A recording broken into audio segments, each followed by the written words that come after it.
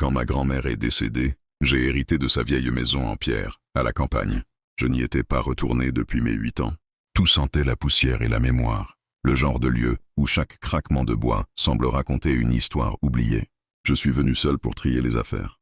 Les premiers jours, je n'ai fait que pleurer. Ensuite, la curiosité a pris le dessus. Je voulais comprendre qui elle était vraiment. Au-delà des souvenirs d'enfance, la soupe chaude, les tricots, les silences longs devant le feu. Un soir, alors que le vent hurlait dehors, je suis monté au grenier. C'était le seul endroit de la maison que je n'avais jamais visité. La trappe grinçait comme dans un vieux film d'horreur. La lampe torche tremblait dans ma main. Là-haut, des cartons, des valises, des toiles d'araignée et une grande malle verrouillée. Le cadenas était rouillé, mais j'ai réussi à l'ouvrir, avec une vieille clé trouvée, dans le tiroir de la cuisine.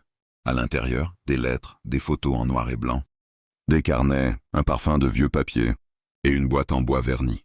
J'ai ouvert la boîte. Il y avait une mèche de cheveux soigneusement attachée, une tétine, un bracelet de maternité. Le nom dessus n'était pas le mien. Élise Dubois, 2/9/1986. Je suis resté figé. Je suis né en 1987 et je m'appelle Élise. Mais je n'étais pas né en septembre. Et mon nom de famille n'est pas Dubois. C'était le nom de jeune fille de ma grand-mère. Je me suis plongé dans les carnets et là tout a basculé. Ma mère avait eu une sœur jumelle, une sœur qu'on n'a jamais mentionnée.